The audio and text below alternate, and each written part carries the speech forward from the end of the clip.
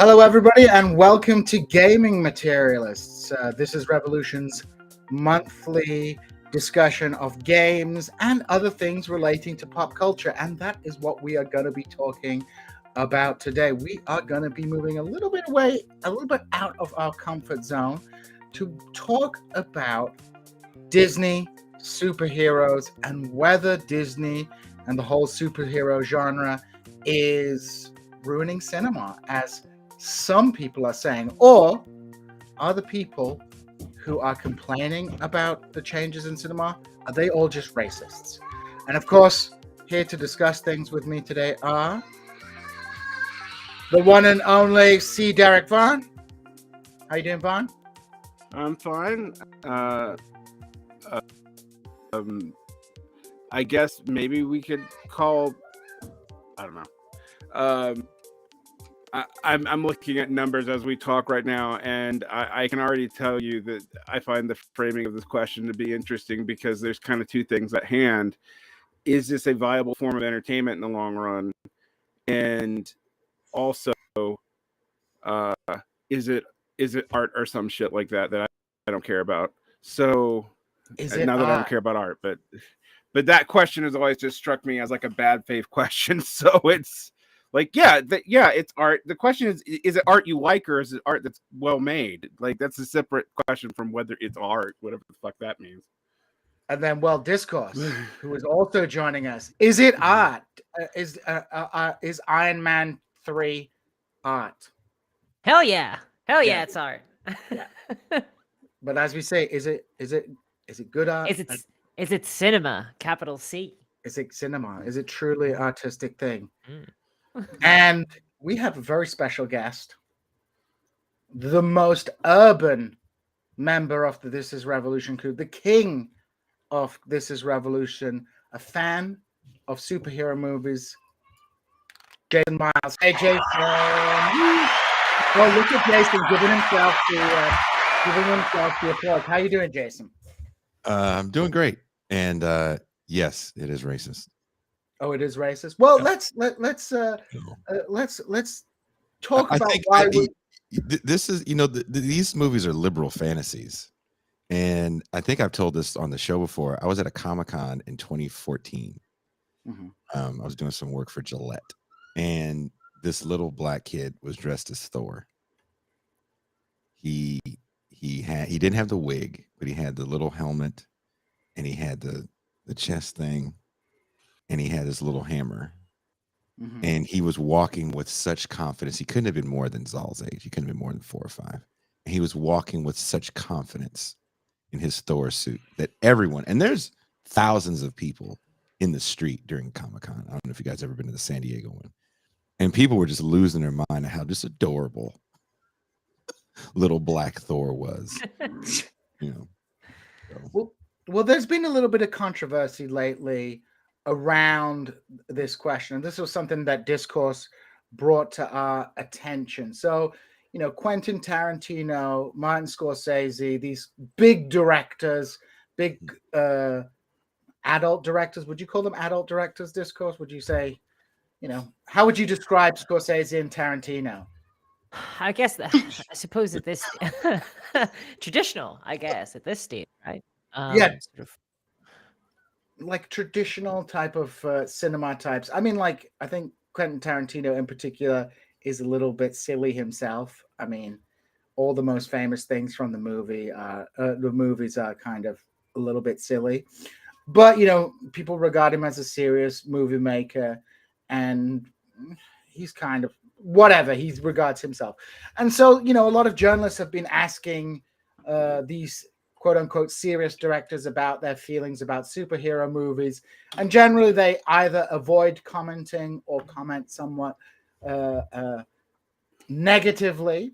And obviously there's been some response, especially from the Disney Marvel industrial complex that is producing a lot of these superhero movies. We have a quote here from Simu Liu, who basically he says, if only the gatekeepers of movie stardom came from Tarantino and Scorsese would never have had an opportunity to lead in a 40 million plus movie. He's Shang-Chi, right? This is the Shang-Chi guy. He's Shang-Chi. He's like, I think you're all geniuses, but really you're kind of just, racist.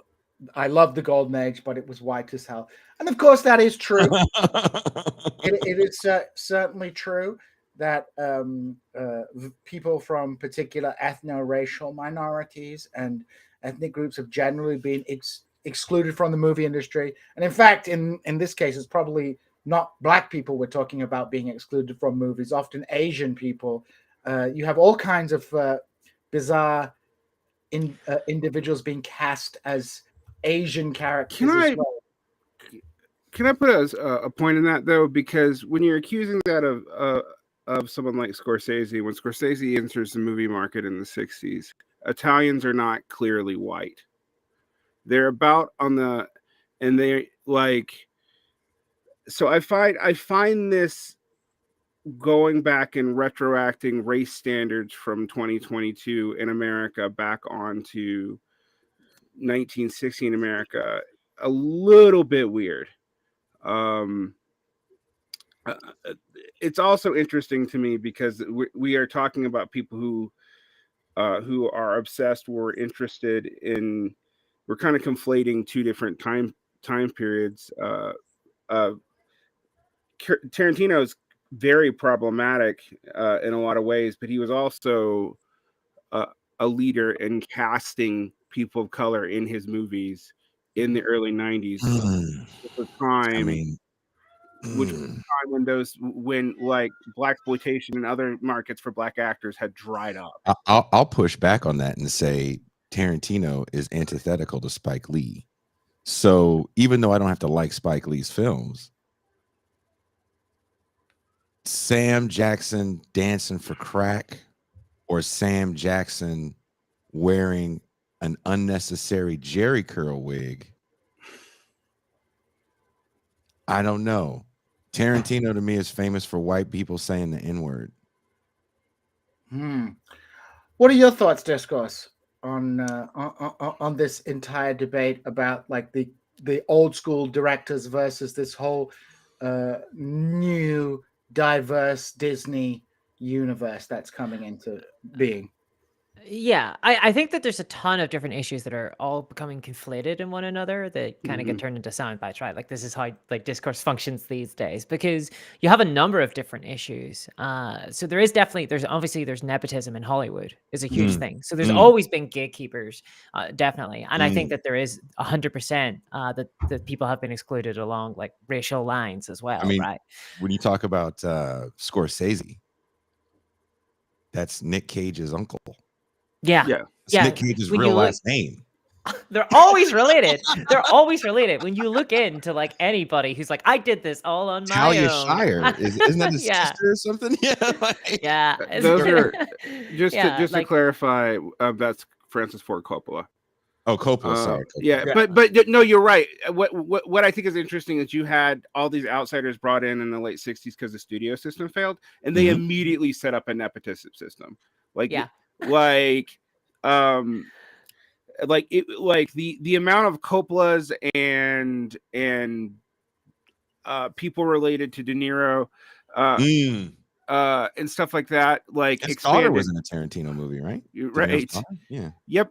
So it became what it was critiquing, except now it was all informal family relations, where before it was studio relations. And what we've had in this time period, one of the things I find interesting, and we were talking about it off air, and I think maybe this is a way to kind of help pull away the threads that Discourse is talking about, because conflating the threads is what people want to do right now.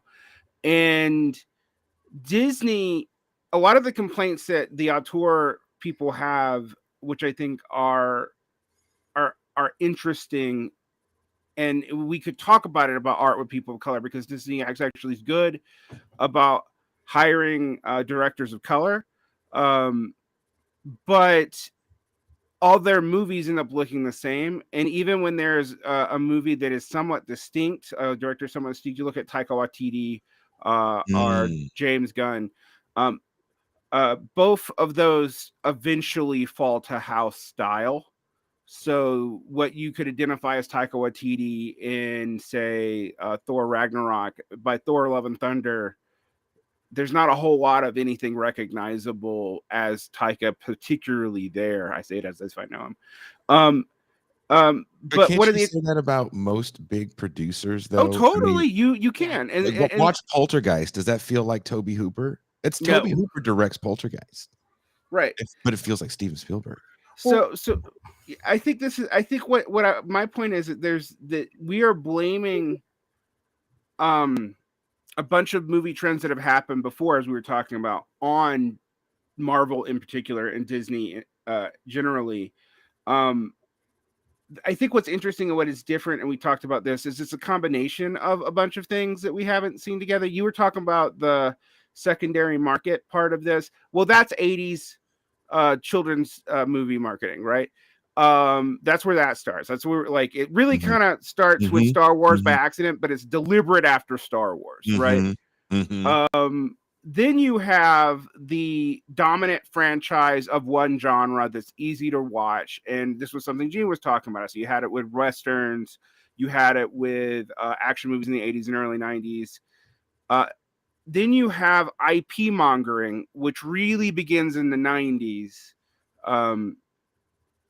But what the reason why I think the Disney movies are so resented by artists is because they are basically sucking all those things together into one conglomerated force, where you have periphery markets now tied into a single genre, of which there is a single IP now, because Marvel, while not the clear winner in comics or anything like that, and I could talk about those stats, is the clear winner in, like, no one gives a shit about Culture. DC movies. Right. I do. I You do. do- Are you sad about Wonder Woman 3? no, I liked Batman v Superman. I'm gonna put that right out there. I'm gonna wow. drop that right now. There we Okay. go. There it Hot is. take. Hot take. So how do you feel?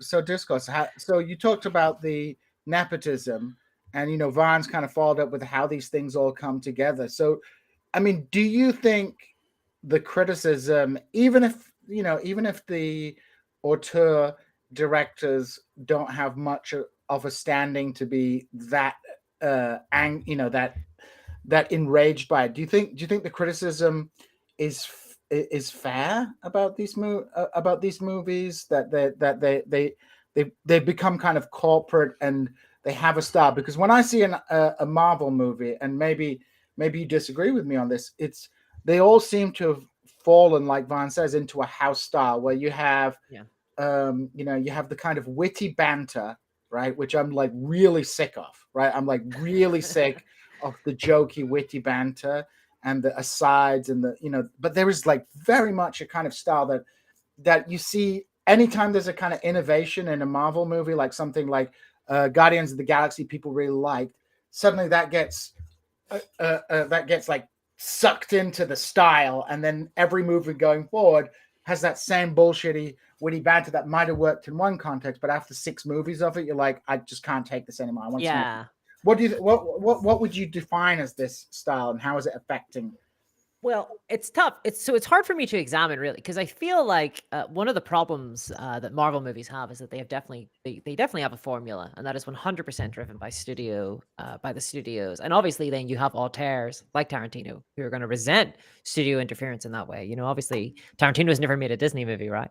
For good reason, more than likely. He had the rights for Luke Cage. Tarantino did. He did. Thank God. Oh. Thank you. Huh. I did not know that. I did not know that. That's how you got Django Unchained. Yeah. So that's fascinating, actually. So I understand it, but movies have always had formulas, right? Like the idea of a movie being formulaic is not a new one. What I will say, though, is that I do feel like there's never been the amount of quantity that there is now. That the actual monetization of these movies feels very oppressive. As someone, I don't really watch Marvel movies. So what that means is that actually I don't really get a lot of movies to watch in the year. Most of the movies that I watch would be like horror movies these days, which seem to be the Same last thing. sort of bastion. I mean, Yeah. I'm starting to feel the same way about horror movies. Like the A24 stuff is just I can't. Yeah. I get you. I love A24, but even they're starting to feel formulaic. Like they've worked out what works. What can Because get people to watch? does it feel like in the era of branding, and I think we forget we're in an era of branding. I said A24 movie, and you automatically knew there's a thing. I knew, Even though there's immediately. multiple directors that are making these films. Yeah, you like know there's a Ari thing, Aster, right? right? It's and what I wanted to ask you guys, because I'm really interested on your guys' take on this. Does it feel like, because there's something that Marvel is doing that no one's really talking about outside of the industry, and really to me this is the crux of these kind of older heads, why they're so pissed off. A lot of these directors are first-time people. They either did small indie films and they're thrown hundreds of millions of dollars to do movies they have no idea how to do, right? So I was talking with Ben Burgess' brother, actually, who works in the film industry. Works in Robot Chicken. Is that where he works? And he works in- I know he does a few things. Him and his wife work in the He industry. did Robot Chicken. And we were talking about actors, and first and foremost, a lot of the vehicles that actors had, a theater system. There's a reason why there's so many people coming from the UK. We don't really have a theater system the same way that you guys have in the UK. We also don't have soap operas, which was a training ground for actors for years. So now you have a lot of inexperienced people. A lot of times with these movies, not so much with Marvel movies, but with some of these smaller Netflix movies, you're seeing people that are coming from social media. Literally, someone with a ring light camera making jokes and silly shit gets thrown into $100 million film. And you're seeing directors with no experience, because now the brand of Marvel, i.e. the Eternals, as we were talking about off air, you know, you have a person that directed a movie, it won an Oscar, but it won an Oscar for cinematography. Right. You know, it was a beautifully shot movie. Beautifully shot piece of Amazon propaganda. Oh, hell yeah. And then you're gonna tell this person you shot this Amazon propaganda, this Amazon one of those movies you watch when you first get a job, you know.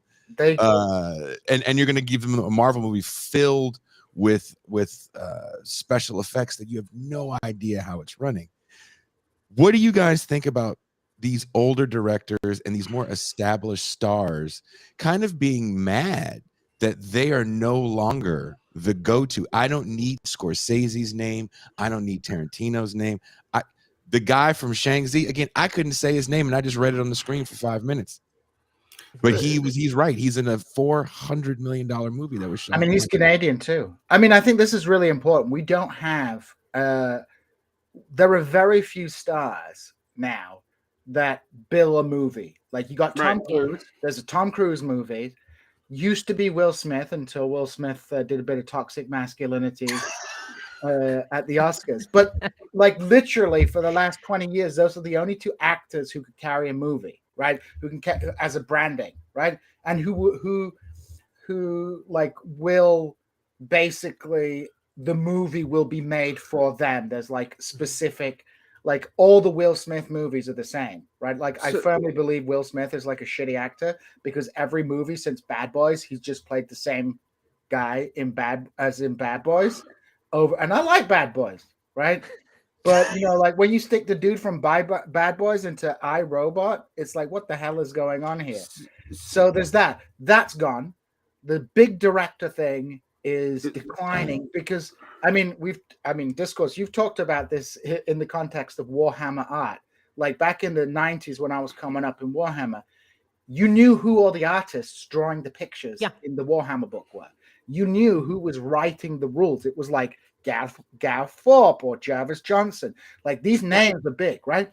Now they don't even credit people anymore. They don't credit people, right? Like so you don't know who is doing any of the Warhammer art. You don't know. It's the studio. It's the studio. Warhammer studio. It's the Games Workshop studio. No, it's who draws the art. But you know what else operates like this and no one talks about? Music. Yeah, music. Yep. I was actually going to talk about music. Was is the thing that is the leader for this market trend, because I was thinking about this too. I don't want to sound like an old dude, although I am. and I'm Shout an out old to old most dudes. yeah I'm an old mostly white dude at that. So but one thing I'm gonna say is like there have been studies on the generification of popular music, and also why we now have all these things coming back from a market that's now like, you know, like Kate Bush comes back from the grave. Yes. I think we might even see eventually like some weird shit, like something from the 30s go viral on TikTok. Like George Thornby makes a right. makes the Right. George Thornby. But I'm a that's Thornby head. because in two whole genres of music though, in general pop, downstream, a little bit downstream from R&B, and then in country music, that those songs post about 2009 are basically written by an algorithm. Like, and you can just place them on top of each other, and also between genres. So genre distinctions are also harder to tell apart. There's a And YouTube video of that for people, by the way, that Derek's talking about. yep. And I think we see this with Marvel movies. What I found interesting is my favorite period of Marvel movies was Phase 2. Yes, I'm nerdy enough to watch this. I don't. And So what comes out during that phase? that's the phase where they start trying to incorporate all these genres from the 70s into Marvel movies. So you get your 70s paranoid thriller Captain America movie. You get your they were taking this format and then slapping it on another kind of movie and incorporating it in. And you started seeing the only really successful DC movies from a money standpoint did the same thing. So the Joker basically is a Scorsese movie as a DC villain. But just like with music, that's going to mean that's going to reincorporated in the DNA, and the initial like interest that creates for a director or for audiences is going to disappear. And when we talk about the decline of the star, I was thinking about this the other day. I was like, why don't we have movies that talk about adult relationships that are not like porn? Like we don't have like even the romantic comedy is now dying. Yeah. And I was thinking about that. I'm like, oh, but we also don't have any fucking stars that are younger than 60, but older than 22.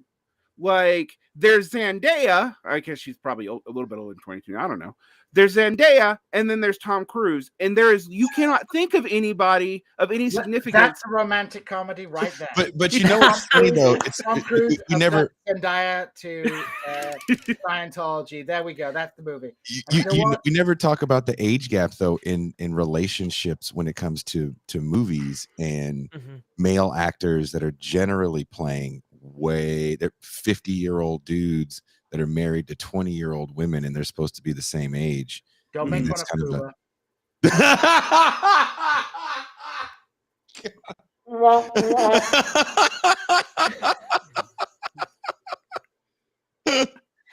feel like when you see, Discourse, when you see like these kind of like star vehicles, like who are stars anymore? Like in Britain, it's one of the weird things about being from Britain is that you end up watching all these movies and you're like, oh, that's the dude from EastEnders. And it's like these genres are totally dead. Honestly, at this stage, I remember character actors more easily. Yep. Totally.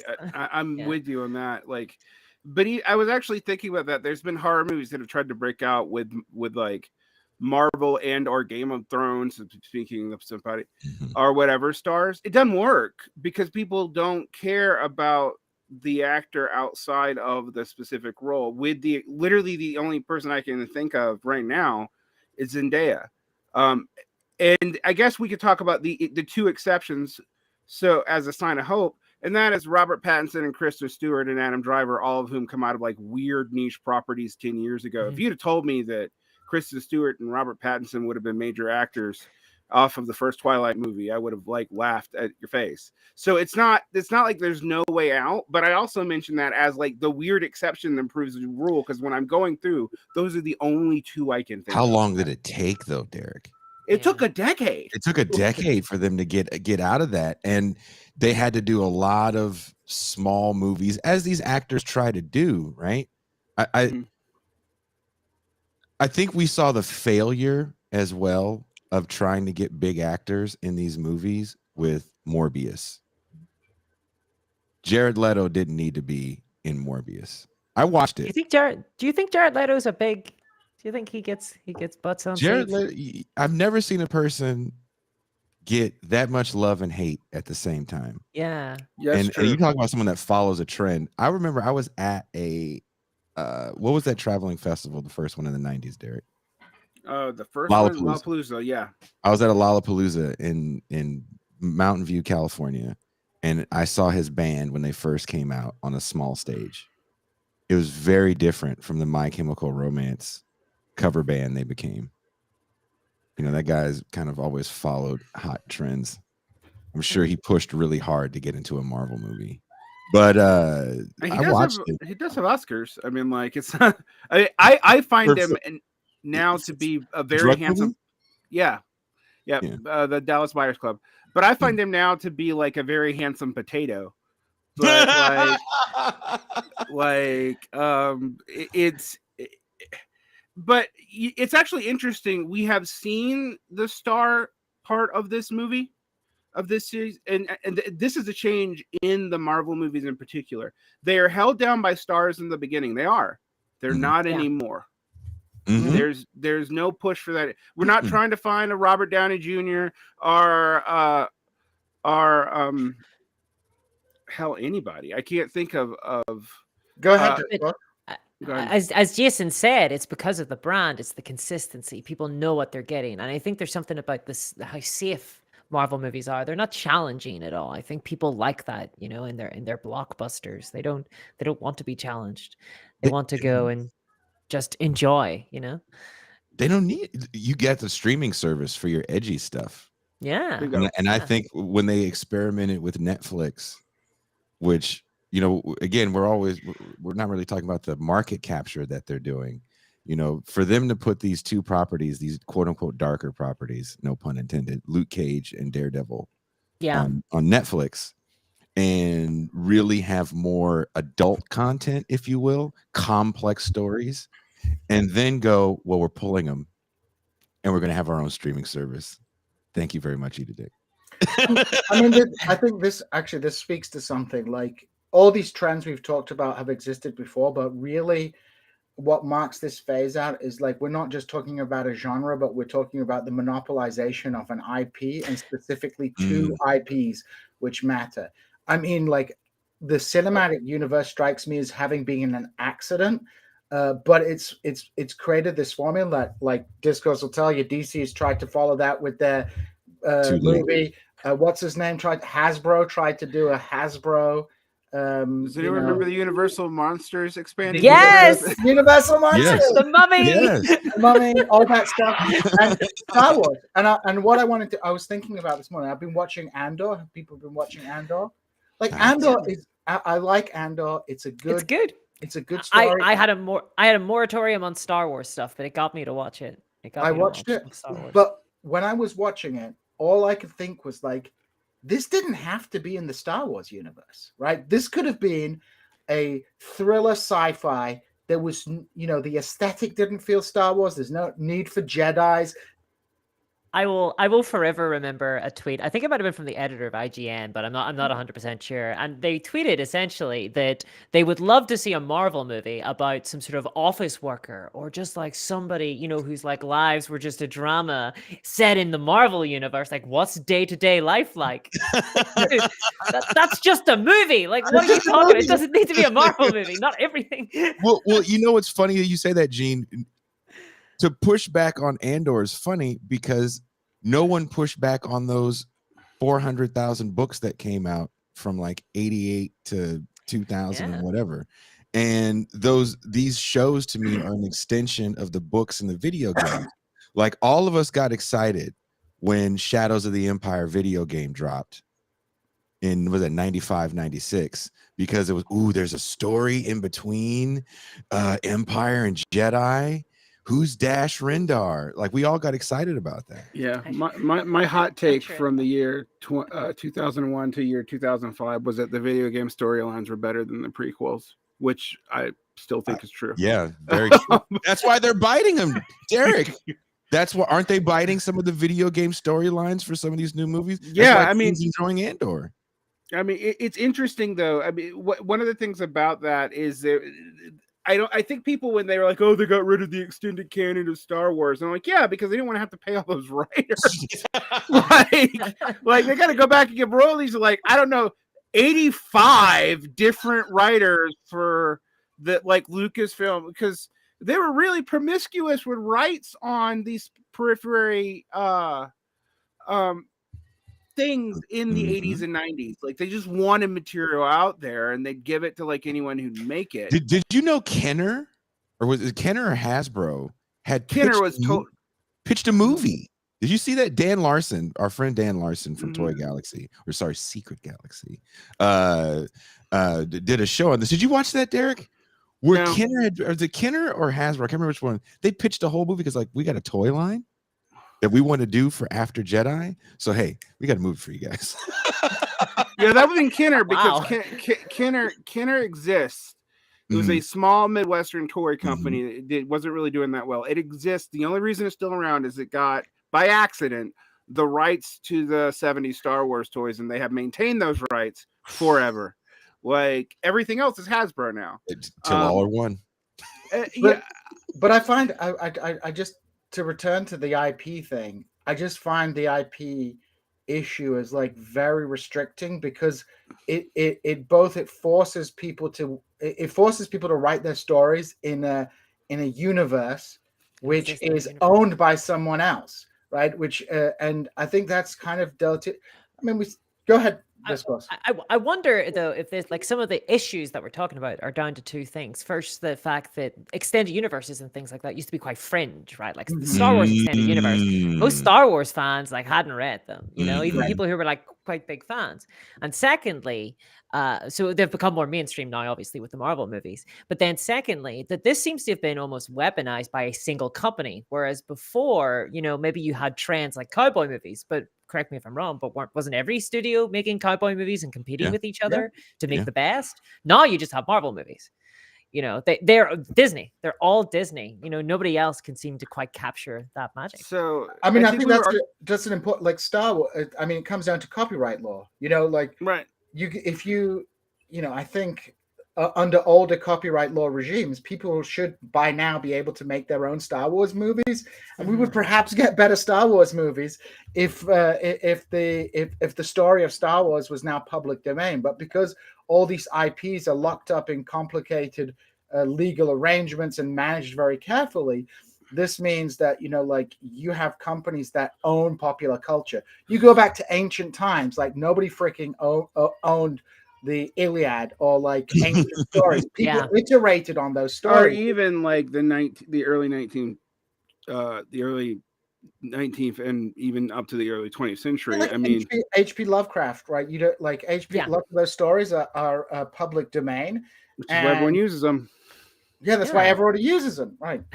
You've never seen such an explosion of an IP, you know, by various different companies. But there are some Disney IPs that are as old as Lovecraft, though, and I want to point that out because Disney has been very particular about how to extend its IP rights. It's going to be interesting because Tolkien, for example, I think in the next 5 years falls in the public domain, and the Tolkien estate is not able, because there's no single company with those rights.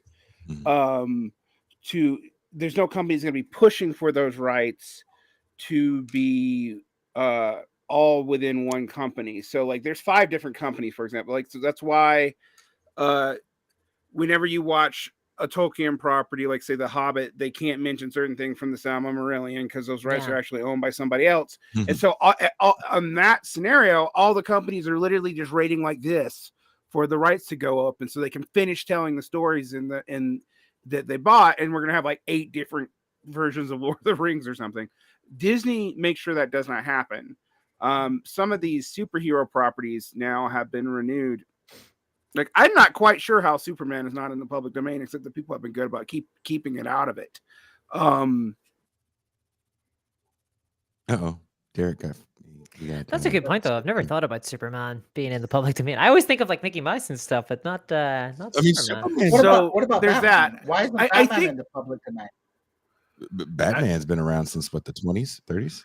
Both 30s? Batman and Superman are hitting 100 years old. Their copyrights have been extended. It's bonkers. I mean, when we talk about the failure of DC, I do want to ask you guys: does DC? They never built out a universe when they had an opportunity to in the 80s. They really did, and they also too were kind of whores when it came to selling the rights, because those canon Superman films were horrible. Yeah. And did that kind of hurt them even moving forward? Because these super iconic characters of Batman and Superman, only Batman they were kind of able to save after the failure of the 90s films.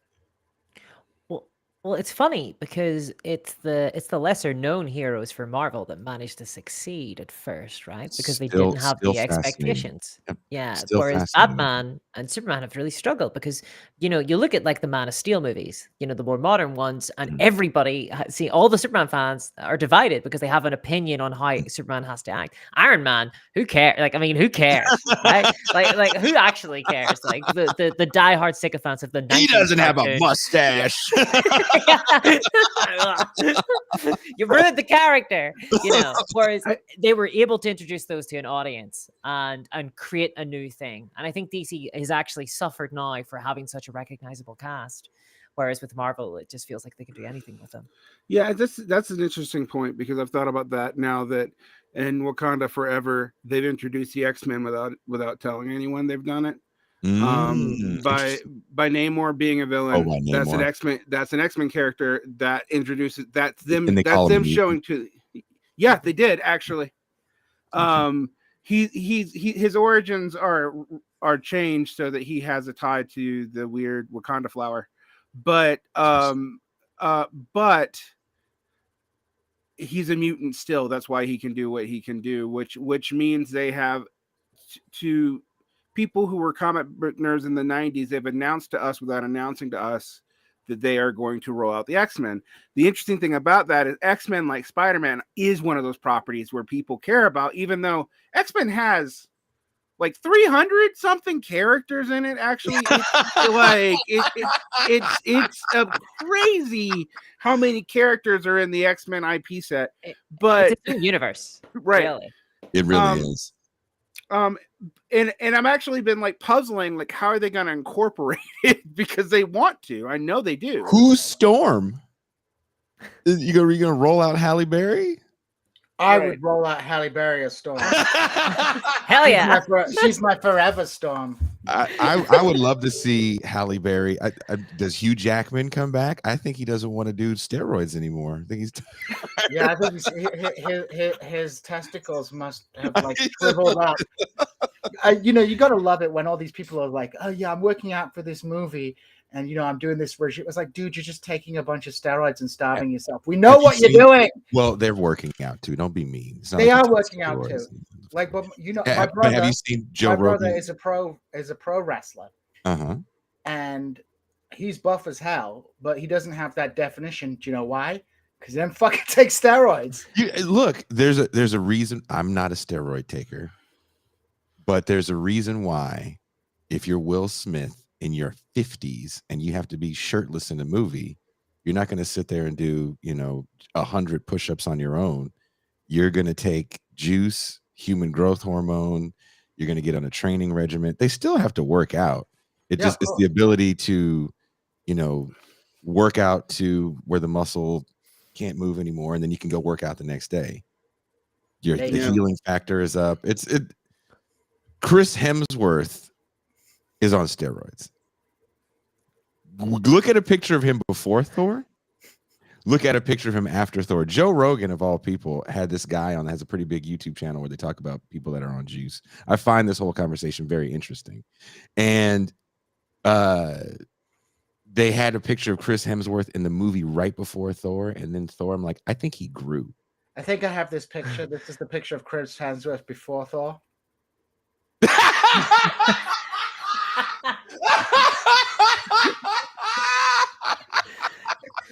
Well, people talk about that with Chris Pratt too, and I'm like, yeah, not even creatine can do that, my friend. Steroids, Like, steroids. If But we it's go to kind the of- next it's a very- live show, It's a very ripped, we're on juice. Just know that we're on juice. So one of the things I wanted to talk about though is the money aspect of this, because this is where I think there's actually some tension between Jason and I. Mhm. I agree with you that somehow they're still making money off of this stuff. Although when we were talking about like Shang-Chi, I was like, well, I was just looking at the stats for Marvel Phase 4 movies, except for Wakanda Forever. Mhm. They have all underperformed dramatically. They still make a profit. They have not. Nobody's losing money off these movies because they sell in every market in the world. Mhm. Like, that's the thing that people don't understand. Like, an American horror movie is an American horror movie. It is not. It'll play in Britain. It'll play. Maybe some Germans will watch it. Maybe some Mexicans. Canadians are basically Americans anyway. But it's really pissing off your audience there. But I mean, look, it's all the actors are British anyway. They might as well be. So, but it's not going to do well in China. No one's going to sell that movie in China. A Marvel movie or a DC movie, for that matter, will do well in China. It'll do, and it leads to weird shit. I mean, it has led to, like, if you watch the Black Widow movie, which tries to be an anti-communist movie, it also tries to set it in 1999. And I was like, why are they doing that? I mean, I know they have to make their own timeline work, but I'm like, why keep the timeline of it? Then I also like, oh, but they can't update it in other ways because it might upset the Chinese market. So it has to be this vague, like, scary Soviet, but not Soviet. They're in Cuba. It's Russian Cuba. We don't have a Cuba market, so we can Like fuck Red with them. Dawn. Exactly. I used to have a friend, and for a long time he worked at Disney's home video division. And he actually helped manage my last band, Le Fin Absolute du Monde. And he sat us down one day and said, one of the big things I learned about working at Disney was planning. And one thing I never really understood was that these movies lose money. And he said Cars 2 didn't really make that much money for Disney. And I was like, really? He goes, no. He goes, but where it made money was the VHS cassettes afterwards of all the little cheaper made sequels that weren't Pixar, all the toys, the blankets, and the pajamas. And they sat us down and they were like, this is where we make our money. It's not in the movie. And looking at a movie as a commercial, and then starting to find out, like, some of the big tentpole stores you see in places like Times Square in New York or downtown San Francisco. These stores hemorrhage money every month, but they are giant billboards for a brand. And I'm sure some of those movies hurt, right? I'm sure they thought maybe the Eternals could have been bigger. But ultimately, when we go out on Halloween and when we go to the Disney store, or not even the Disney store anymore, when we go to Walmart, what do we see the toy bins filled with? We're all goofy adults. We all walk in the toy section for whatever reason. And what do we see? We see Star Wars toys of all sizes and age demographics. Yeah, that's true. And Marvel toys. That's all I see when I go to clothes. Look, I'm wearing a Spider-Man t-shirt today. I have a Spider-Man t-shirt because it's cheaper to buy a Spider-Man t-shirt than it is to buy a plain t-shirt. A plain white tee. The Spider-Man t-shirt was probably $6. Yeah. So they control the culture market on a level that is kind of unfathomable, because again, as we were growing up, if you knew who Wolverine was and Moon Knight, you were a fringe weirdo. Now the most normie cat in the world is rocking a Moon Knight tee. You know what I mean? You have a Moon Knight tee. Yeah, You have a Moon Knight tee. Are there any Irish? I don't have one. Are there any Irish superheroes? Yes. Captain Britain. Well, Is there an I Irish? mean, they He's should coming have- back. I thought Captain Britain was written He's into coming back. Yeah, I think the Irish superhero might be a supervillain in his roster. I would totally have. the bomber. No, all the Irish Orange characters Man. are all Belfast Man. Orange Man will be the Irish superhero. Unless So you're in I'm the going to South portray my Island, where he's nerddom. super villain. There's five Irish superheroes. They're all X-Men. There's a bunch of them in X-Men. Like there's a whole bet they have family. silly names Name like them. There's- We got to name them. Shamrock. Banshee, Banshee, Fergus MacTaggart. I mean, they all have terrible names. Like Moira MacTaggart. Fergus. Like Target. Banshee. Yeah, I know Like- Banshee. Fergus McTavish. yeah, the Fergus MacTaggart. I think I'm conflating. Moira MacTaggart. The other two I can't Scottish, remember, but I aren't know they? they exist because like somebody's related to. Ford Got done dirty. Irish. We got done dirty. We've got Shamrock, the Leprechaun, yeah, the Bomber, yeah, That's why I don't like Marvel. yeah. It was The the thing is, are there Belfast bomber. are there Scottish heroes? That's the one I'm like. I don't know. Yeah, McTaggart, because McTaggart McTaggart lives is- on Scottish. They live in a Scottish island in the land of Scotland. Right. There's a It's a There's very no, like, American thing, isn't it? All like the Marvel movies, like Yeah, with it's just ve- Marvel and DC and comic books. It's an incredibly American. Well, they tried to sort of diversify them. Yeah, it is, and we tried to diversify them in the '70s, and that's what things like the Shamrock happened. That's also when things like Keep it, keep it. That's also when things like Black Panther happened. Because what happened over the '80s and '90s is people tried to look at these diversified '70s stereotype characters and go like, can we make them not suck? And in the case of T'Challa, it literally took 30 years. But that comic book, I read back and read some early Black Panther comics. They are not Mhm. interesting. But It's Yeah. funny, isn't it, though, that now that we have the movies go out to a global, worldwide audience, that still the comics, the original source material, don't seem to have really penetrated pop culture. No, You know, Blade. as Blade is a Dracula yeah, person. Maybe you call him a villain because he fights Dracula. He didn't have his own. anti-hero. Sure. Right, because who is Dracula? Right? Remember when Marvel in the '70s wanted to roll out horror comics? So Blade, if you watch, or I used to have a graded edition of the first Blade, and the cover, he's like, "Deacon Frost, you jive turkey." like Blade originally was a very different character, and when we talk about the diversification of superheroes and characters, one thing that's fascinating to me about the first Blade movie, which really saves Marvel.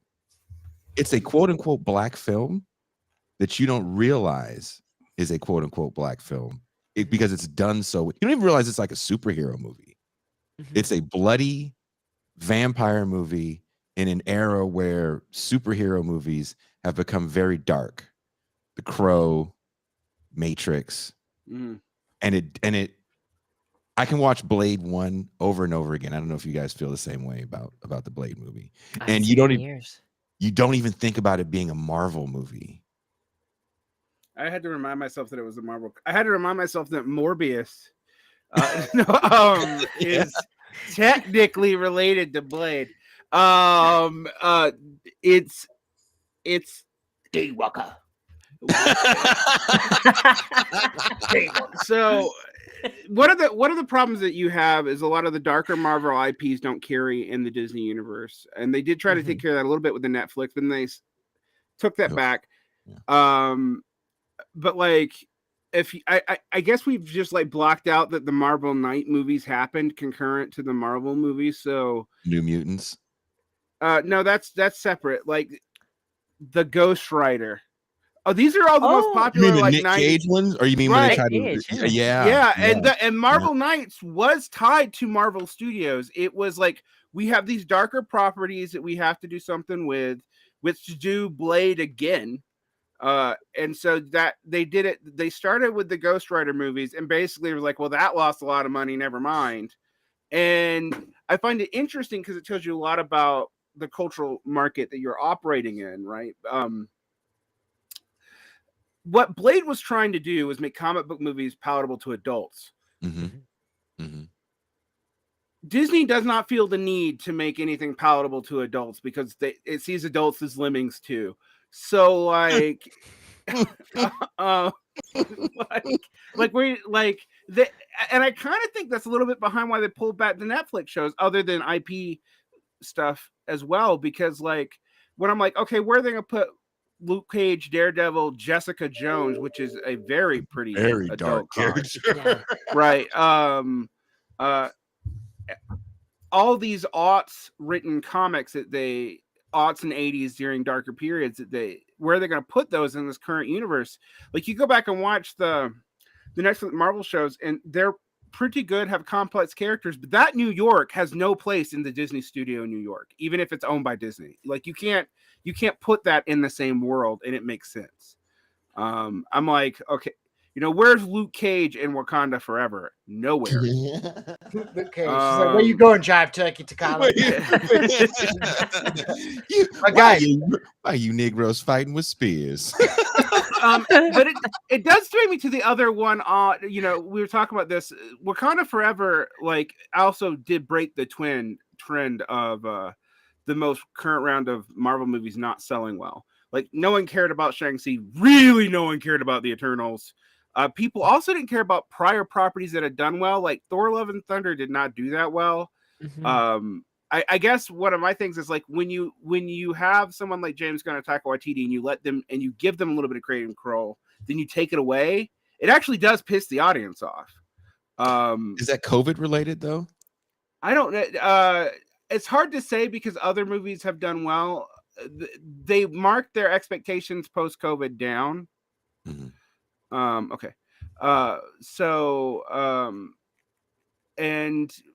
And they still did pretty crappily. No, not bad enough that you have like a lawsuit like Scarlett Johansson did for the Black Widow movie. But the Wakanda Forever movie blew expectations out of the water. It's done better than expected. It does tell you that we are still in a moment, despite the fact that I think something like I was reading that only 14% of comic book readers are Black, which actually makes sense. It's about the level they are in the general American population. And these demographics tend to be American centric. But we're in a moment where that sells really well. But the thing is that we're talking about, I think you mentioned off air that everybody's wearing a Chadwick Boseman costume. Boseman would have been, other than Hemsworth, the one of the only actors that they were able to launch into the stratosphere as a star independently, and he died. And so I don't think that's going to happen again. So it's an interesting dynamic because it does indicate that there is still somewhat, like, the studio system hasn't totally beat everyone out of some star expectations. Also, that's why Tom Cruise movies can still make money. I don't really understand. I actually enjoyed the last Top Gun movie, but like, why? Well, guys. But yeah, anyway. Well, let's continue this conversation. Yeah, we should definitely continue this conversation. You guys have something to say? You disagree with us? You want to add something to this discussion? Throw it in the comments. We want to see what you guys have to say. I think Derek Varn's fingers will be very busy in the comments of this discussion. Discourse, very nice to meet you. Yeah, it's lovely to meet you. Yeah, well, I think there's a ton more to say. There's a ton more to say. So we're going to have to come back to the question of IPs, movies, and what is art. But we have Todd McGowan waiting in the green room. So with that in mind, we are